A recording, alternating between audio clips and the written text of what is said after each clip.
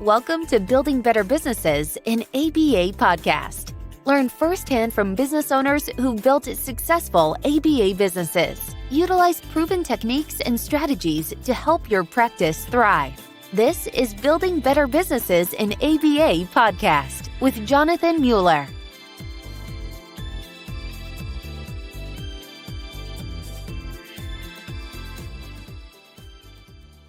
Tim Crilly is a BCBA and the Director of Strategic Partnerships at Sprig. He's a former executive at Magellan Behavioral Health. He's a dad, and he's the host of the world-renowned podcast, ABA Unfiltered. And in fact, I think of Tim as the Leonardo DiCaprio to my Jonas Hill. Tim, welcome to the pod. Yeah, two people get that joke, but sure. Was that obnoxious to reference that? I mean, you are Leonardo DiCaprio. It's a little dated. Thanks, Jonathan. This is really cool. We're gonna have some fun, man. And I refer to you like legitimately as like my podcasting Obi-Wan Kenobi. And you've been like a mentor and certainly inspiration and much more. But like before we talk about your podcast and all the other things, like can you tell the story of when back at the Maycast conference you got into an elevator and someone actually recognized you? Okay. So I'm talking to Rebecca Womack. We're like getting on the thing. So I'm just going to name drop right away. I'm getting on the elevator chatting with my friend Rebecca Womack, who ended up winning an award at CASP that I missed because no one told us that she was going to be winning something. And we were all standing like out in the hallway 5 feet away and didn't know what was going on, but that's another story. So she and I are talking. Oh, no. Well, have you know, I was there and I was standing up and cheering for her. Okay. So, well, thank you. You represented Sprig for us. We felt so bad. I blame Mike Wasserman. It's his fault. Could have clued me in. So I was getting on the elevator with her and I was just talking and, you know, it's an elevator. There's probably like 12 people because, you know, everyone was scrambling to get to their next little breakout. And someone across the elevator says, "Hey, do you host that podcast, ABA Unfiltered?" I was like, "Yeah." She's like, "Oh, I recognized your voice." And I was like, "What?" And we're only going up like 3 floors, doors open, she's gone. But, and Rebecca, unfortunately, was talking to somebody. She didn't hear it. So like, I didn't really have any proof that it happened, but it happened. So. To be recognized for your voice, I think I guess a voice it's another level and a face fame. For I have a face your voice for radio is like too. You know how I think of your voice, Tim? It's almost like it's a combination of silk and then for some reason Ensure comes. You know that like that guy. I don't know why, but it's like comforting. And so not that I drink Ensure a lot, but you're old. You're not that old, right? Yeah. Hopefully not. Yeah. Remember in Zoolander when David Duchovny was a hand model? I don't know if you yes. at all remember. I mean, but like I equate like it's pretty cool to be recognized as a hand model, right, for your hand, but it's that much cooler being recognized as a voice actor, which is amazing. So again, just like you are, like I'm a fanboy, Tim. But okay, I'm also I have the distinction. I realize of being one of like 3 people who called and yelled at you. Yeah. 6, 7, 8 years. I mean, if you want to go, tell if you want to go down that route, I got a couple friends, you know, and Jonathan never called to yell at me. He called to calmly explain things that I was wrong about at Magellan. How about that? But I do have a group of people that, back from my days at Magellan, I'm a BCBA and I was at ACES, which is a large West Coast ABA company. I was there for about 9 years and this Magellan job popped up and it happened to, I live in San Diego and it happened to be like housed, you know, officed, whatever the word is, in San Diego. And I was like, well, it seems kind of cool. I don't really know what Magellan is. But I knew like I was sort of at a flex point with my career at ACES. I'd been there a while and it was maybe time to just, you know, pivot and I didn't know what I wanted to do.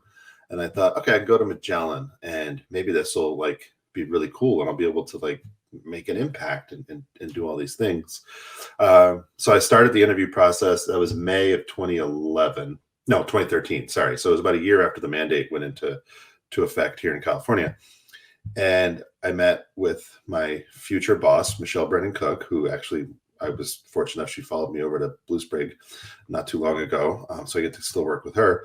But I interviewed with her, then like a doc, then some VP of something, then someone else, then a group interview, then the chief medical officer. And it took 7 interviews, 3 months. And by the time I was getting the job, I wasn't even sure if I really wanted the job, but I knew I was getting it because my ego had taken over. And I'm like, I had to jump through all these hoops and everything. So I got that. But when we got there, I was really kind of one of the first BCBAs to be involved in that side of the process. And, you know, it was hard, and I didn't know managed care or anything like that. So there was a lot of learning, a giant learning curve for me. But part of what Michelle wanted was someone that understood what you guys on the other side needed. She wanted someone that spoke the language, understood the families, the lingo, that, you know, all those things. So for better or for worse, I became a little bit of the complaint department. So I have a solid few. A few of them are at Cass. So I think I even introduced you, like Diana Wolf. She was one out on the East Coast that she was more of a yeller. So she actually falls into that category. But there's a handful of you guys that you called, and I became like, I started to trust your opinion. So I was able to like reach out to a handful of people and say, hey, this might be happening. What do you guys think? What's your take? How can we, so I was able to sort of, leverage those relationships and sort of help maybe guide policy. How much of a difference we made, I don't know. I know it's a lot different now. And, Yagnesh is sort of he's been blown up he's like a super big deal over there now. But, he took over my spot, and I think he was a much more better suited personality for that position. But I think the time that I was there was important because it was so formative. And I, that ability to kind of work with you guys and understand the needs, because I really only knew like what ACEs was doing. So it was really eye-opening to like now have this exposure to 400-ish sort of providers out in the community. So yes, I count you in that group of brave enough to call me, and fortunate enough to now have, a friendship and an ongoing relationship 10 years later, or whatever it is. A hallowed group. Well, so I was at, I don't think I ever told you this, but I was at Trumpet Behavioral Health at the time, right? And I led our insurance and contracting team. And so I think it was in response to Magellan was proposing to roll out like the skills curriculum that CARD had developed. And so what I haven't told you though is I wrote a letter. I don't know if you ever saw that letter. I saw a lot of letters, so it's possible. I agonized for hours and hours over that letter, and I circulated amongst our entire executive team because I just wanted to get it right. And but what I remembered, Tim, is like you listened. And this was, as you mentioned, this was like the early days after SB 946 in California. It was 14 months, 15 months later. After. Yeah. And so like we didn't have payers back then didn't listen. And you could debate now whether or not payers listen, but like the point was like you listened, and I really appreciated that.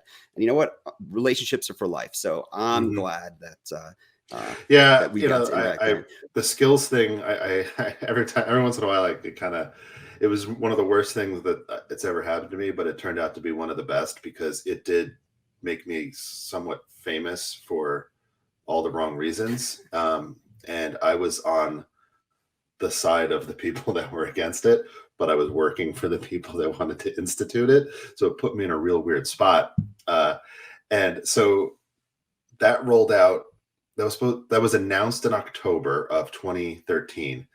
Michelle was supposed to be on a panel with Jim Kelleher and Nick Osterman. Nick was at Optum at the time, and Jim was at Kaiser, and it was going to be Michelle. And Brian Davey was chairing it, and that was going to be at the February 2014 CalABA. And Michelle's like, hey, Tim, you're the expert. You go do it. So like I get on this thing, and like 2 days before I'm supposed to do this, like there's a big announcement about, skills is going to be mandatory or whatever it is. So Matt McAleer, Brian Davey, and I forget someone else, maybe it was Sarah Troutman, pulled me aside and like, hey, they're here to like tear you a new one. But Brian is going to do his best as the chair to sort of ask the questions that need to be answered, but help you frame it and all this stuff. So the first thing I did was, and I still have the picture, I took a picture of the audience, and sitting right in the front is Doug Mose, Lanny Fritz, a couple other people. That doesn't matter, but they're all sitting there. And I got up and I said, hey, just so you know, I sent a picture of the audience to my wife. So if I go missing, the police have a room full of leads to go off of. Got a big laugh. I think it sort of like settled the crowd a little bit. And, I was probably like a little too honest about my feelings about skills, but always trying to toe the line of, okay, well, maybe this isn't the right answer, but hey, at least we're trying as an organization to find an answer to bring some level of uniformity to this process. So I always was able to sort of say, okay, maybe it's not this, but we certainly need something. And I think here we are, 9 years later, and I don't know if we have that something yet. I don't know, but what I think a lot of and well-intentioned providers who are committed to quality, like what we forget is that there are 6,000, by some estimates, 7,000 ABA providers out there. That's about right. And so as a health plan, you see the entire bell curve from the best of the best to the absolute diarrhea of awful services being provided. And that's what you have to solve for, right? Yeah. So I think for us back then, I look back and it was like, okay, I knew ACEs, I knew AST, trumpet, card, 5 or 6 people, because they probably had 40 to 50% of the total volume. Then you had 250 to 300 other providers that were all onesie twosies, and you interacted with them once or twice a year, as opposed to trumpet, so on and so forth, where you interacted with them 5 times a week. So you started to develop those relationships, whether or not you believed in sort of what they were producing and sending our way. And I won't touch that on the record. I'll leave those conversations to off the record and over leaning over a bar somewhere. But at least you had a sense of who these people were and what they were doing, like it or not. And it gave you sort of that ability to better understand that care. And then you had really no clue what was happening to the other 50%. Well, Tim, tell me, what gets you up in the morning?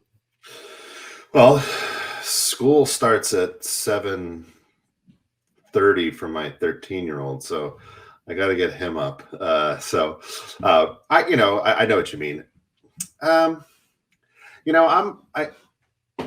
Part of what attracted me to Blue Sprig was the fact that it was a blank slate.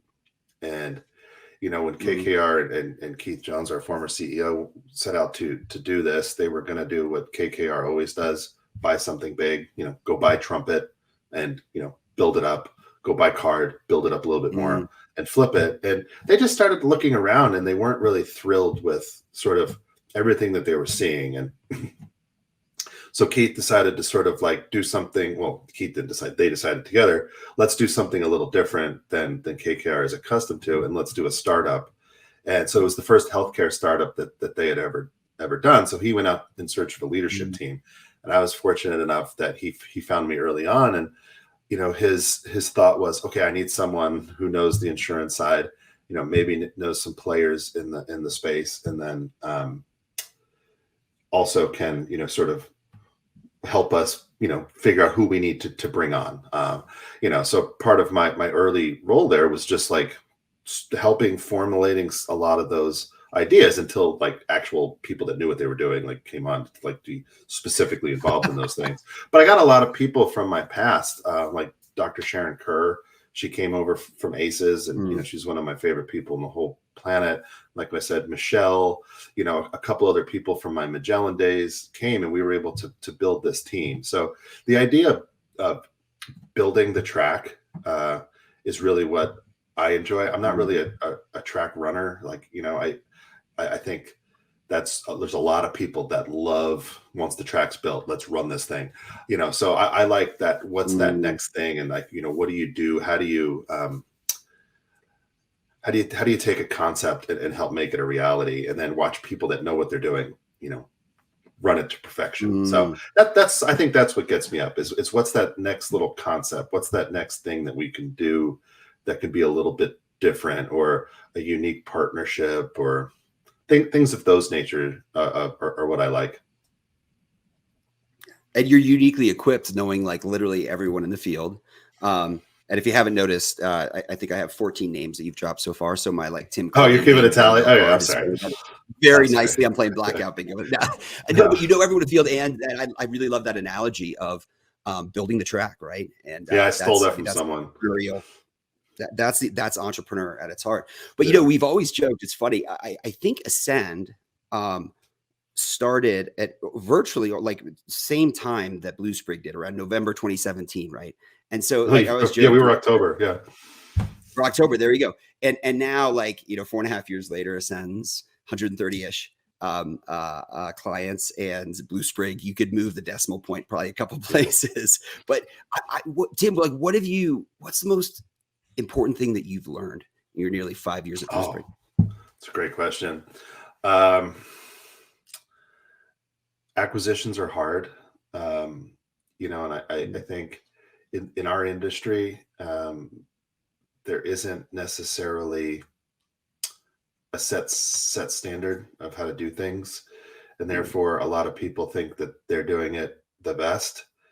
And you know, you go into an acquisition and it all looks pretty good on paper, but oftentimes just sort of merging cultures is challenging. So I think we learned a lot about, you know, what you need to be as sort of that organization that is bringing on that group. I would say that's the big thing that sort of jumps out at me.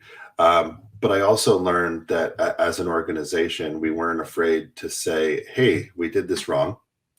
Let's look at it and let's move forward. And, you know, Keith always used to talk about, I don't know if it's like elite SEAL teams or whatever, and they would do training operations. And the first thing that they would do is come back and debrief and be pretty harshly critical of each other about any mistakes that they may have made, because in their world, that's life or death sorts of things, you know. So I think he was always big on that attitude about, like, if we can't like be introspective and be critical of ourselves or, you know, the person next to us, you know, we're not going to be able to thrive in the way we want to. So, and that was sort of a very different feel from what I was used to from, you know, sort of the previous world where, you know, you don't maybe give that criticism out, you sort of ignore things and you move on and do things the way you want them. So to me, that was sort of a lesson that I've taken away that I think, you know, I would like to think that I'm going to apply moving forward. And that's something that I really appreciate about my time with Keith. Yeah, I think that idea of like constant learning journey and continuous improvement. And I do without having to go back to school. Without having to go back to school. Right, exactly. Yeah. Happy to learn, just not in a classroom. It's like, but this is how learning happens, right? It happens in real life with real world applications, with real world people, as opposed to the theoretical of school. And that's why I've always loved this idea of like building structured learning processes. Like it sounds like, you know, Keith developed to make sure that learning becomes institutional throughout the organization, right? And that's part of your culture. In fact, I don't know if you've ever read the book, but I think the author's name is Jocko Willig, and he wrote a book called Extreme Ownership. He was a Navy SEAL, and what's so powerful, I think you don't usually think of Navy SEALs as like sort of these like really reflective, self-effacing, self-critical, but like it is really, really powerful, the lessons he shares through that book, similar to this of after actions, right? After something happens, how do you take extreme ownership and learn? Because it's all for the sake of the mission, right? An organizational mission or the SEAL team's mission. Yeah. And so that's it, depersonalizing it and just making it part of the culture is critical. Absolutely. Tell me, like, so your podcast, shifting gears here a little, ABA Unfiltered. World renowned, apparently, according to you, but world renowned is right. Yeah. You're, I mean, this has been going on for what, almost 2 years? I just on Monday, so it's whatever. I know this will come out later, but the Monday of the week that we recorded this, Jonathan, we did the season finale for season 4. So we've been doing about 10-ish per season. I think the first one was a little less, and then the second one was like 13 to 14 episodes, but then we've had 2 solid 10s, and then we take 2 months off, and then in the later in the summer we'll kick it off again. So yeah, we're kind of just plugging along. You know, I didn't think that what I would be doing, but here I am. You are, I mean, looking like, and you should check out the video, listeners, because you are like a better looking and more casual, like Joe Rogan, with like all the voice and then some. But like, share a couple highlights, give like an insider's view, Tim, of like some highlights of people who you've interviewed and what makes for an interesting podcast guest. Okay, it's a really good question, because when so we got this intern, he came on during early days of the pandemic. He was a senior in college. I don't know. I think his dad was connected with somebody that knew Keith, and he was just looking to do something. And Lucas, and he came in and he's like, Blue Sprig needs a podcast. And so I get a call from Keith, and he's like, hey, this guy Lucas, he's going to reach out to you. You're going to do a podcast with him. And I'm like, what? Am I being punished? Like, what are you talking about? Like, who wants to like listen to me? I went and told I guess he would have been 14 at the time. He's 16 now. Hey, they want me to do a podcast. And he's like, no, you're not. You are not doing. Like, he was like horrified at the idea that like my voice would be out there in the, you know, the spheres of reality. And to be honest, to this day, my wife or children have not listened to 1 millisecond of any episode. So it's kind of funny.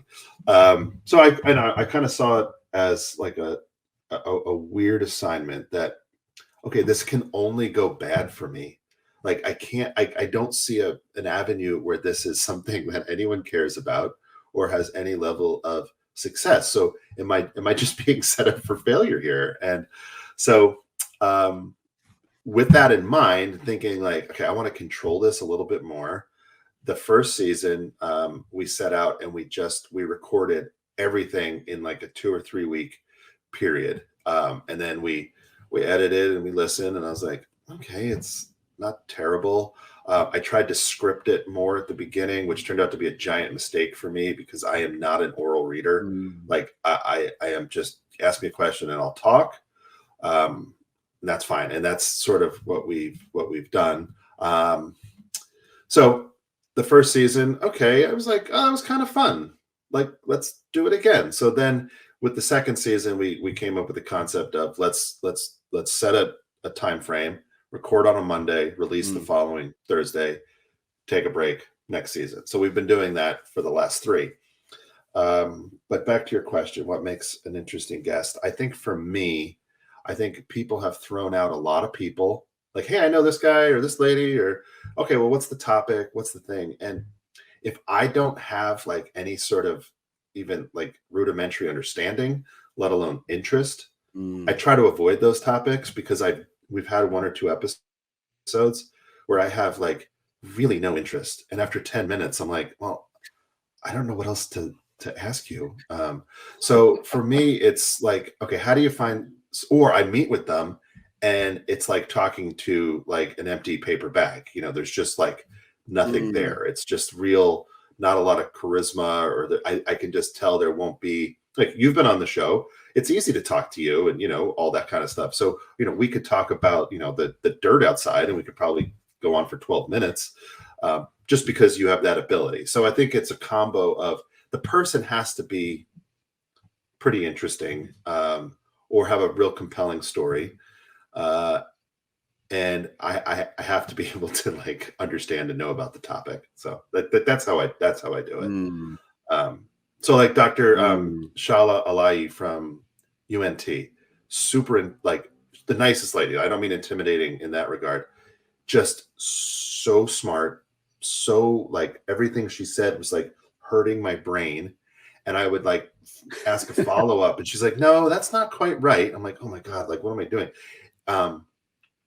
It was my favorite episode. She just like, it's from season 3, so you can go out and look for it. She just talks about a litany of things, just all thought-provoking.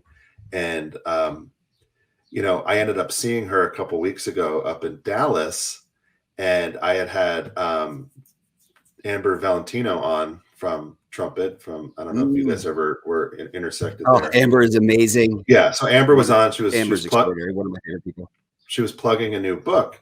But part of what Amber and I talked about also was like, it's silly to think that someone from Blue Sprig and someone from Trumpet can't sit down and have a conversation like this. Like, we need to be communicating more as, you know, providers and all this stuff. Like, it should be open lines of communication. And we were sitting at this table. It was me, Sharon, Shala, and Amanda Fulbright. And we were talking to Shala and just like getting caught up with her and things like that. And she brought up the episode with Amber. And I almost like fell out of my chair, because she, ever since she's been on the show, she listens every week.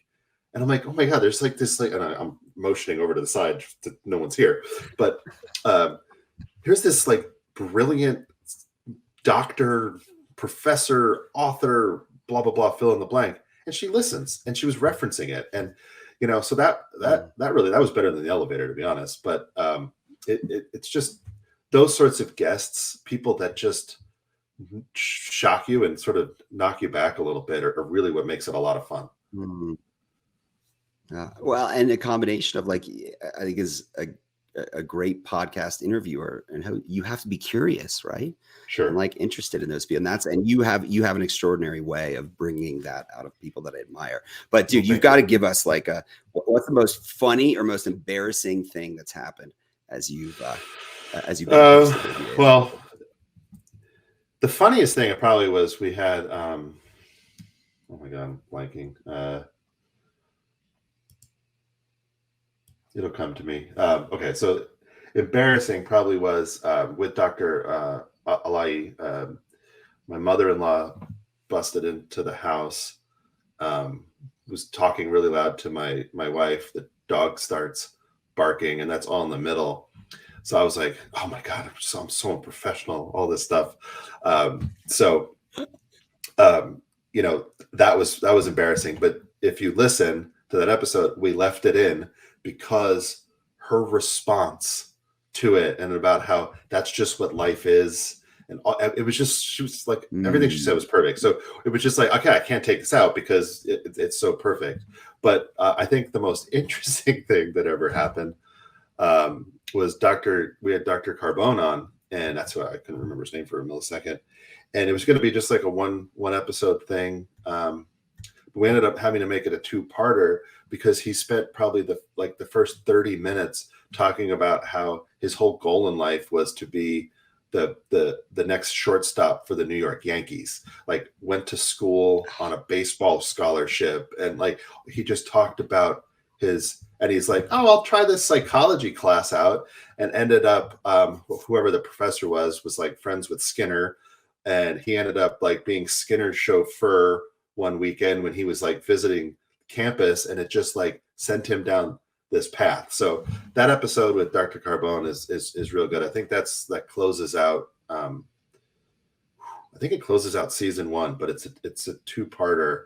And it's just so funny. I'm like, wait, okay, let's talk baseball. And he was like, he was all glove, no bat, like that kind of thing. So it was a really cool sort of story to hear from him, you know. And I think he was probably kind of glad to talk about stuff like that, and not just about, you know, the same things he talks about over and over again, which are brilliant and all those things. But yeah, I think those New York. And when Jonathan was on, I mean, obviously everybody, that was a highlight. Yes, thank you for the plug. No, what is the New York Yankees loss is our Fields gain. For sure. I don't think he was going to have a huge impact on their chances. I think he said he got cut by his junior year. Oh man, I got in baseball. It was traumatized. I got cut by my junior, not sophomore, maybe even freshman year, and ever since, still, like if I got the call up from the Boston Red Sox or any team I would go play in a heartbeat. Oh, what I would love to be like a power hitting center fielder. I think that sounds like a really fun job. Ooh, rangy. You got to have a great run around and that like a Carlos Gonzalez. There you go. Well, we're gonna be talking about sports very shortly here, but let me ask, because you asked me this question, Tim. It was a great question on your pod. What's your boldest prediction for our field? That it's still here in 5 years? No, I'm just kidding.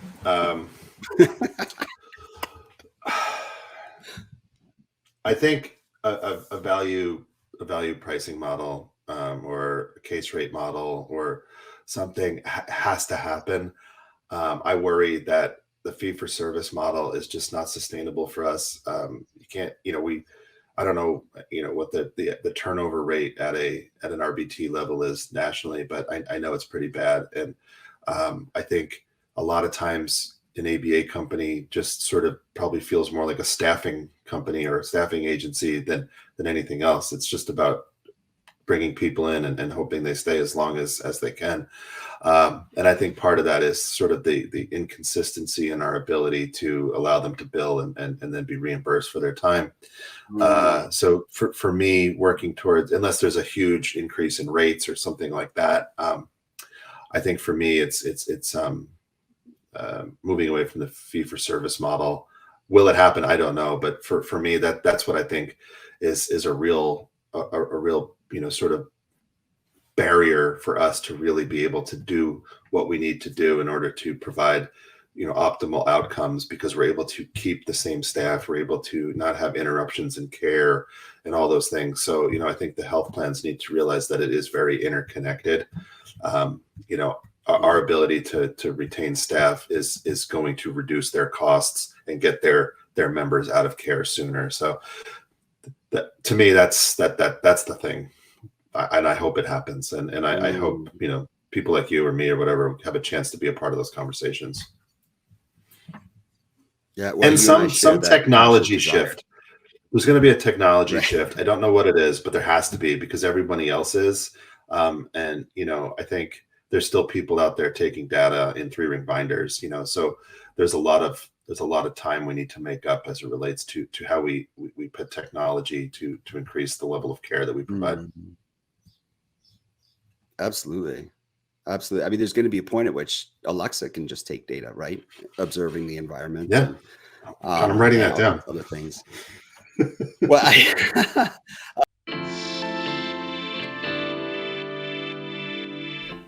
ABA practice owners, are billing and insurance issues getting you down?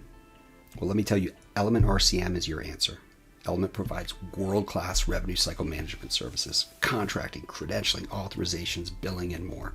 Element's your partner, so you can focus on what you love to do, providing the highest quality services to your families and clients. Element's a preferred partner of the Behavioral Health Center of Excellence, and its founders have nearly 20 years of experience owning and operating successful ABA organizations. They understand you. They know that every dollar counts, that integrity is everything. Element works with any practice management system, and Element's not a vendor, they're your partner. So find out more and take a free revenue cycle assessment at elementrcm.ai.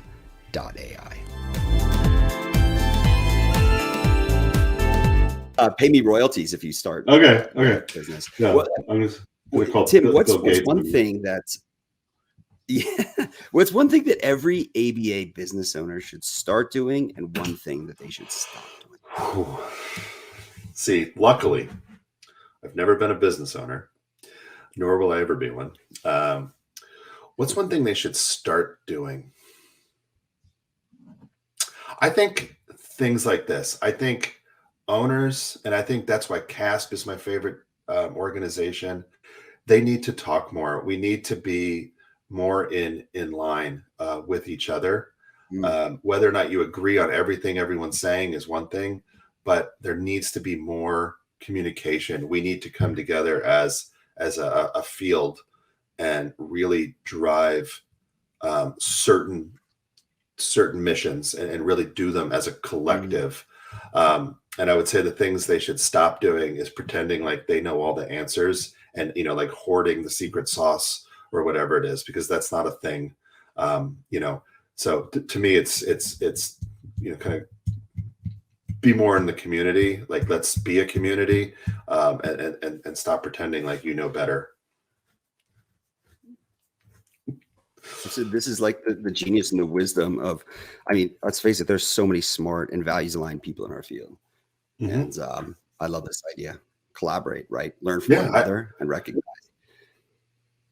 we're not always the smartest. No. You know, I just remember in the old days at Aces, I felt like I couldn't like tell people stuff that I knew because it would get back to people that, like, you know, there's always been this like us against them mentality in this field, but there's not enough of us to serve the people that need the help. Like, what are we fighting about? Yeah. You know what I like? One of my biggest pieces of advice to people, if you're the smartest person in the room, go find another room. Yeah. Right? Like, this is I'm never that person. Yeah. Yeah, you and me both. That's why life is easy for us. Yeah. My sister was on Jeopardy, you know, so like, you know. Wow. So I just get in a room with her. It's easy, you know, but yeah, so I'm never the smartest then. But I mean, that's part of why I, you know, Sharon Kerr, Michelle Brennan Cook, you know, other people, like I said, you know, I don't have all the answers, but I happen to know some people that have a lot of the answers. No one has them all, but, and that's always been something that I've sort of been able to do is drag my past with me. And you know, I hope they're not mad. I hope they're happy. I hope they're not mad at me. But you know, here we are. You're like the Pied Piper, bringing along values aligned, wise people from across the field and just accumulating more. I like that. Don't forget your fife. Tim, so we're gonna do something special that's very different and we've never done on this podcast before. We're gonna do the top 5 sports moments that were most meaningful to each of us. Okay. So here's the rules. Only ready? Prep I did for this, by the way. Yes, nice. I love it. Jonathan sent a bunch of notes. I only read this one. I didn't pay attention to any other topics because I figured I could spout those off the top of my head. That's right. You're good at homing in on what's important. So here are the rules. So we're each going to share a moment. And we'll start with number 5 and count down to number 1, a favorite sports moment. Remember, these are not just like the best sports moments. I mean, they could be, but the ones that are most meaningful to us. There's no judgment, Tim. These are moments that are special to each of us. My personal, yes. That's right. But you know, it's my podcast, so I do reserve the right to trash your picks if I'd like. Okay. Well, you've already mentioned Boston, so you might not like a lot of my picks. We're gonna go there. We will go there. Yeah, I didn't realize if you're a Boston fan, this could be brutal for you. Yeah. I'm not. You know, one of the things I was asking myself is like, how does this like relate to building better businesses? And I don't know. I've always been a huge sports fan. I love playing sports. I still play old man softball, and all kinds of outdoor sports.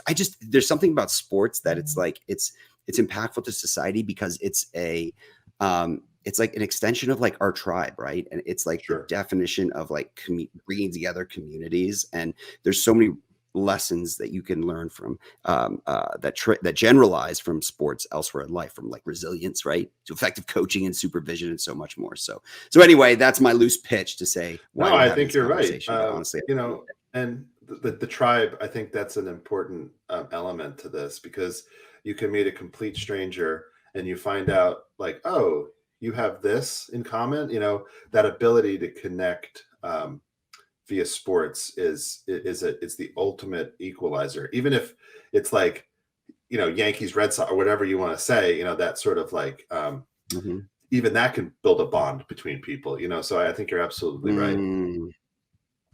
The ultimate equalizer. You know, when I hear the term equalizer, I have to say it in a British accent, equalizer. Okay.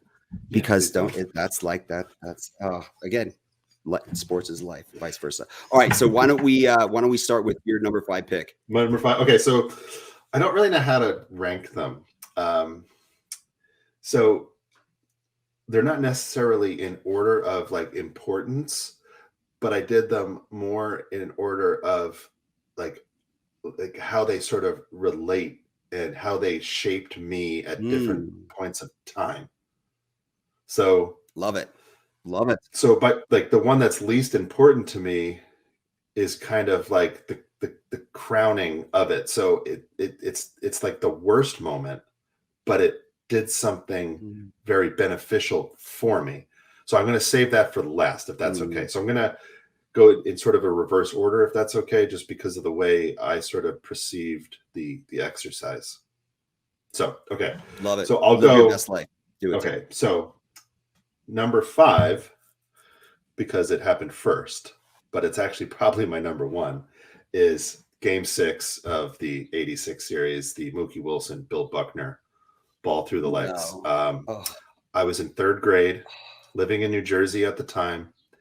So basically I was born on the Mets.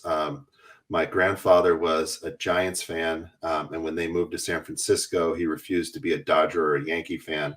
So he held out, became a Met fan, and sort of that's where the family went. So Mets fan.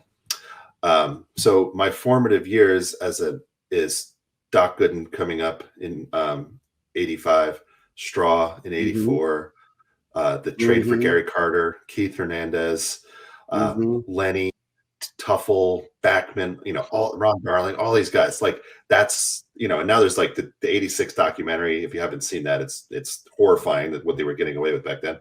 But that team, the 86 team, created a true, like, passionate fan in me. And I remember it was late because I was in 3rd grade and it's the East Coast. And as you know, baseball does not want to gain more fans. So they have their World Series games basically start at 9:00 at night on the East Coast. So like no one can watch them. So I had kind of gone to bed and it's like I couldn't stay awake but I couldn't sleep. So I got up, I went back downstairs. My mom let me stay up, saw the whole thing. And I remember, and then, obviously they didn't win it then. They had to go to Game 7. But that really set me on my sports path. So there you go. Game 6, Buckner. That is a wonderful story. And I'm going to tell the flip side of that coming up in a few, in the heart. On the other end, I'll do mine. And my number 5, actually, I have 2. So I apologize for my number 5. So I'll call this number 6. The Washington football team, formerly known as Washington Redskins, when they won their Super Bowl back in 1988 and 1991. So this is when, I grew up, my parents were diplomats, they were foreign service. So we lived all over the world, but we were back in DC at those times. Yeah. And so we're so that, like, watching the Washington football team was like a family thing. I did with my younger brother, my dad, my mom was there. We had just like our whole ritual. And so that was really moving. But it was super amazing. It's like in 1988, Doug Williams, our quarterback, he was the first African-American to win a Super Bowl. And so deeply meaningful. So that's my number 6. My number 5, I went to an Aussie Rules football game. The Fremantle Dockers, right? So Western Australia. This is back in like 2002. So when I was in Silicon Valley, I like traveled. I think I hit like 6 continents that year traveling for work. But somehow for some engagement, I ended up in Western Australia, and it was the first time. So first of all, I played rugby for like a semester when I studied abroad in Beijing back in the 90s. So I love the whole notion of like rugby union, but like getting to see for the first time Aussie Rules football and just not only how brutal it was, like up live, and but just how passionate fans were. It showed me the universality of sports and community. So that's okay. So just being there live, it was really what did it for you, probably. Just like the electricity and the noise and everything. Yeah. It's cool. That's it. I think I also ate like 2 meat pies. And so that was a new introduction, and that was fun too. Okay. Yeah. That's a different episode altogether, probably. Okay. So Game 6, the next thing. So we fast forward to now 7th grade. So this is the 90-91 NFL season. And my 7th grade teacher, we used to have a 20-word spelling list. And for the World Series and the Super Bowl, you could gamble with her. If you picked the winner, you only had 10 spelling words. If you lost, you had 30. And so my New York Football Giants, led by backup quarterback Jeff Hostetler. Phil Simms had gone down, I think, in like week 11, actually playing the Bills. He broke his leg or his knee, whatever it was. So Jeff came in, and the Bills were like, scoring 1,000 points a game, blah, blah, blah. Bill Belichick at the time was the defensive coordinator, and he really is the one that won that Super Bowl for them. But I gambled on the Giants. Like, it was a given. Like, I didn't think they were going to win. I just thought they were going to get blown out. And I was that spelling test was like the hardest thing for me every week. So like the stress leading into it, Giants are up to, I don't know, a couple seconds left. And I am hiding behind the couch. I can't watch. And Scott Norwood goes wide right. Giants win. And I came like just busting up behind the couch. I was probably like frozen air, like on a bad TV show. And it was just like, it taught me that I would never place a wager on any sporting event ever moving forward, because just the stress of wanting them to win, plus the thought of losing, like not only losing the game, but actually then losing that angle of the spelling words just was too much. I probably, that's where I got all this gray in my beard, was that day, watching that. So I think that taught me, like, the super fandom plus don't gamble. So I've never placed a sports wager. Oh, so probably like just phenomenal life lessons. And I think that was like part of the Bills' 3 consecutive losses in the Super Bowl. One of those was to my Washington football team. Yeah, they lost all 3 NFC East. Good so one. They lost to the Cowboys. It went, I think, Redskins, Giants, Cowboys, or Giants, Redskins, Cowboys. I forget. But then that's when the Cowboys went on their little run there. And yeah, Cowboys won 3 rings in the 90s, but that's the name. We're going to have to bleep that name out because there's a hardcore rivalry between Washington. Yeah, sure. But boys. Okay, my number four. So the Boston Red Sox winning in 2004. Now, and you know what that taught me? It's that like we can truly, we can make our own destiny. And there's so much about like the curse, hadn't won in 100 years. But like, no, like it's up to us in every like next decision we make. But here's why I'm a big Red Sox fan. I'm not a Johnny come lately. My mom is from Pawtucket, Rhode Island. Okay. That has been the home until just a couple of years ago, but for decades and decades to the AAA Paw Sox, the Pawtucket Red Sox, the affiliate team. And so my very first baseball game in the early 80s was when we used to go up and, see my grandmother and all my mom's side of the family. She's like one of 9, brothers and sisters, big Catholic family. But we went and we would see games with like, Cal Ripken when he was still like in AAA. And so that's what I knew. I knew the Paw Sox. So it's interesting. As you described 1986, what I remember from 1986 is it actually got too late. I don't know, it was like 10. It got too late. And so my mom sent me up to bed. And so I assume we were winning, right? Yeah, you were up. Yeah, I forget what it was. It was like 6-4 or something. And I woke up in the morning and she said, no, we haven't won. And so, okay, we had one more shot. And that night we're watching it again sent me up to bed. And I'll never forget waking up in the morning and just seeing like the abject despair in my mom of like, I said, and I was hoping beyond hope, did we win? And she said, no. And it makes you realize like your parents are people too. And they're like, they love their sports teams just as much. It was a way that we bonded. But in 2004, I don't know if you remember, but that team that won, my favorite thing about them, they called themselves the Idiots. And they were playing the Giants. Remember in the ALCS, I think they were down 3-0 until Dave Roberts. Mariano was warming up. Dave Roberts steals the base and the base. Yeah. And then, Big Poppy, Mr. October, just like, the rest is history. But I think it was before that game. They literally called themselves the Idiots. They had these big beards. They just didn't take themselves like Johnny seriously. Damon was on that team. Was the best, but they were having fun.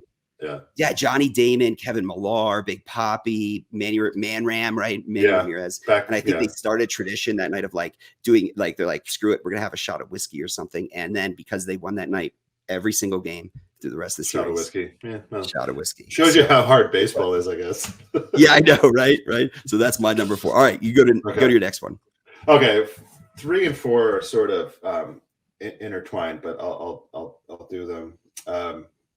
So it's another Giants, but this is the Eli Manning, the first Super Bowl, undefeated Pats. Everyone, the little brother, no one, always in Peyton's shadow. Peyton won the year before, blah, blah, blah. And it's not necessarily the Tyree helmet catch. It was really, it was the whole postseason, just going into Lambeau, and it's like, 1,000 degrees below zero, beating Brett Favre, beating the Cowboys, beating Tony Romo. But just like everyone just always saying Eli just was never good enough. It just always really loving him and his personality and all those things, and just watching him just absolutely prove everybody wrong just was so impactful to me. And so what was that? That was 2011. Jack, my son, was 2. So I was holding, I'm like holding him. He's in the room. He's hearing me yell all this stuff.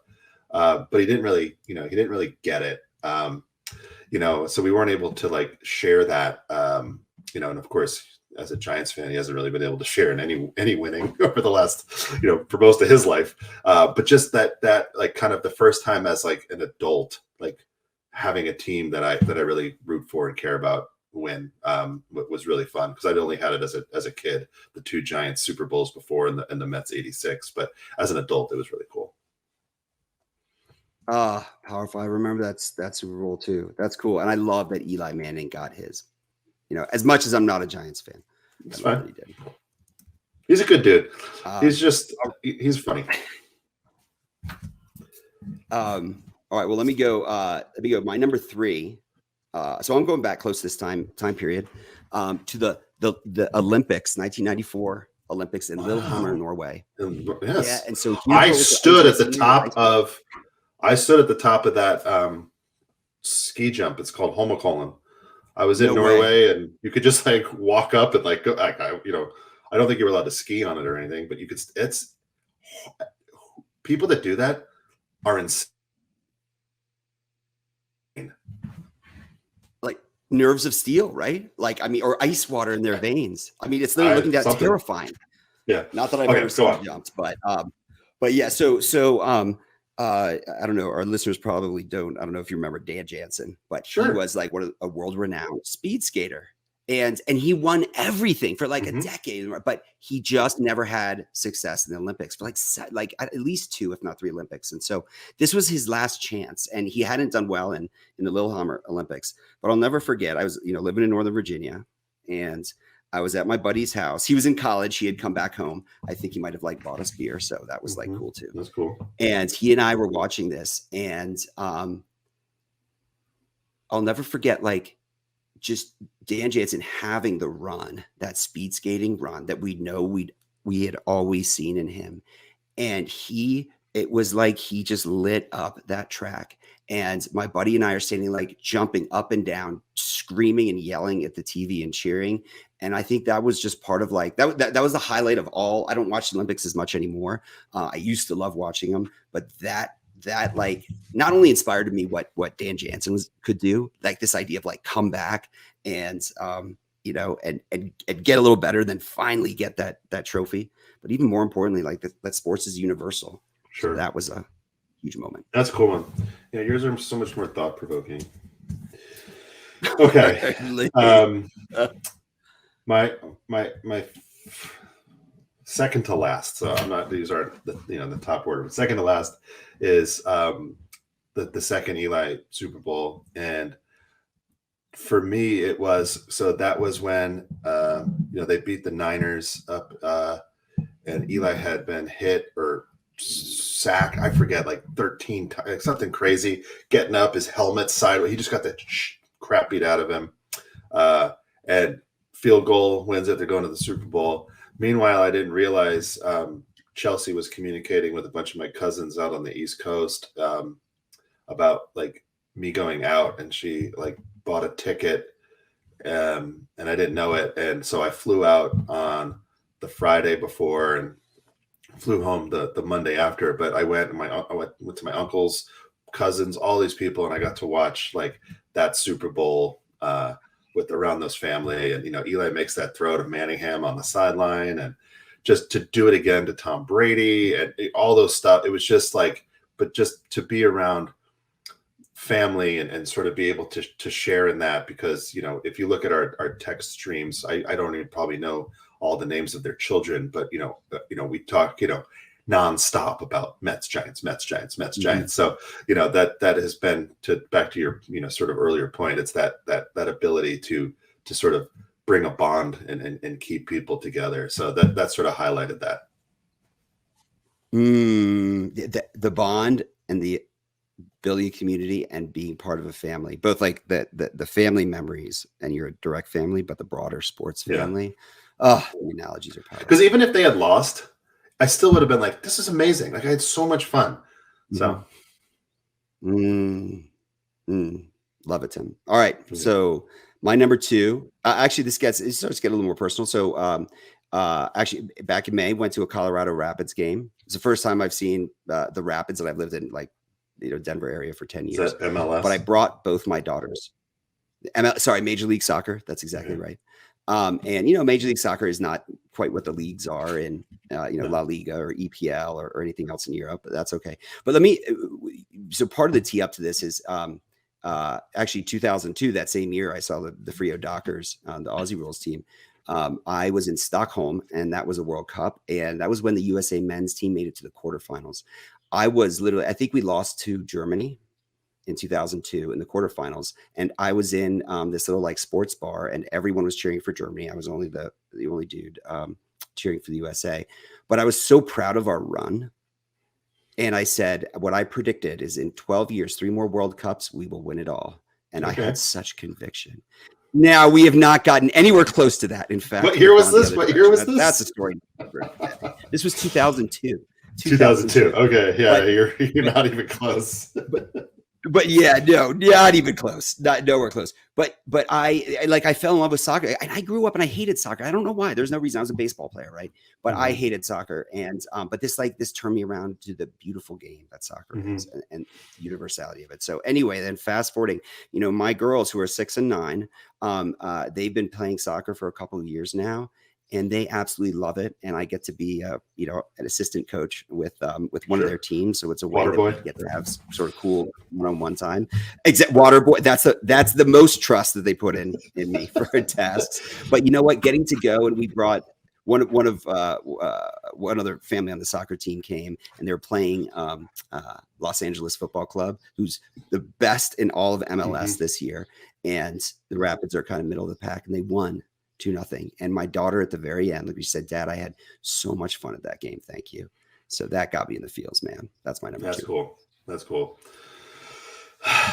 Okay. So my final one is, I don't remember what year it was. It was a few years. Eli was still on the team. And they had a shootout with the Saints.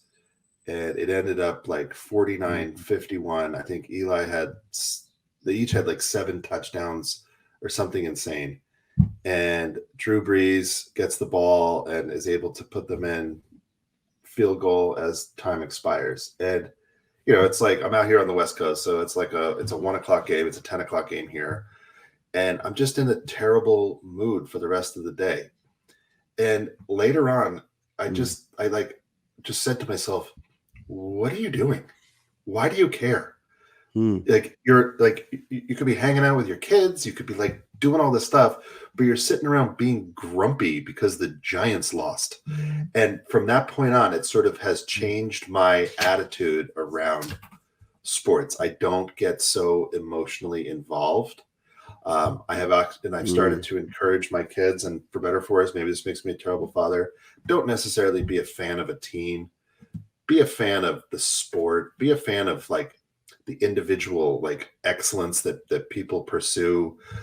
Do the fantasy stuff, but like don't do this to yourself. And whether or not that happens for them, I don't know. They still sort of tend to lean Giants Mets, but not anywhere near like sort of the emotional capacity that I have. But they still are able to extract joy out of sports and reading about things and like, oh my God, you see Luka go off for, whatever and all those sorts of things. So that game sort of was like a pivotal moment for me just to say, don't be so freaking serious about this. And it has worked. I've been able to maintain. Now, if the Mets are in the World Series and, losing a game 7, maybe talk to me the next day and see how I'm living up to that mantra. But that game just like, because it was such a good game, but it just ruined my day. And it's just a bunch of men running around playing a game.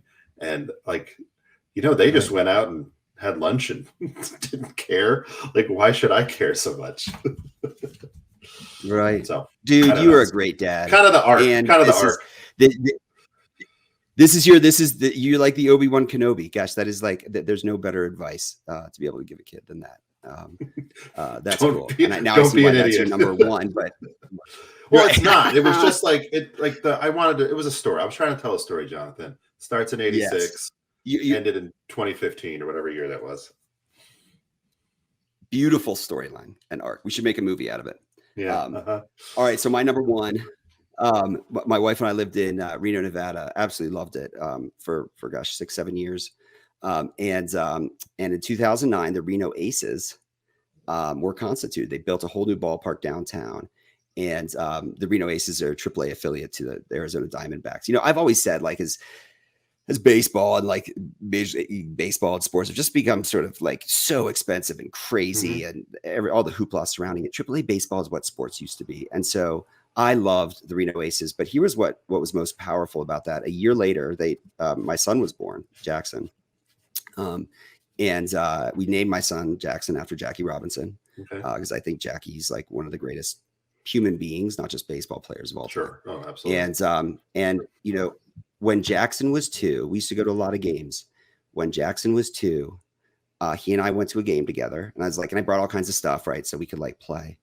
We sat there for all 9 innings, and he sat patiently, quietly, and we talked about the game. And he, I mean, as much as you can talk about it with a 2-year-old, but he loved it. Yeah. And it was like, and he's been a baseball player, wears the number 42 ever since. That's my number one sports moment. That's really cool. See, I guess I could have gone. We try to go to like one NBA game a year, and it's always like a lot of fun. You went with like, real impactful dad stuff. I just went with like my own ego. But yeah, there we go. This is, you know what, Tim? I love you, man. Mutual. It's so much fun being able to just catch up and have a conversation like this, and it's so much fun doing these top 5 sports moments. I think this is something we've got to like make a tradition of. Yeah, that's pretty well. We'll figure out the next. You're gonna have to come up with different ones. So, yeah. I'll figure out what those are. But thank you so much for being on the pod. No, it was great. I really appreciate it. I've always said you're a calm, soothing, insightful voice in this industry. So I'm glad you're doing this. I think you're a forward thinker, and we need more people like you, spreading the word. So I appreciate the work you're doing, and I'm happy to be a part of something that you're involved in. Right on. Hey, right back at you. Thank you, brother. Go be great. See ya. Thanks, everybody.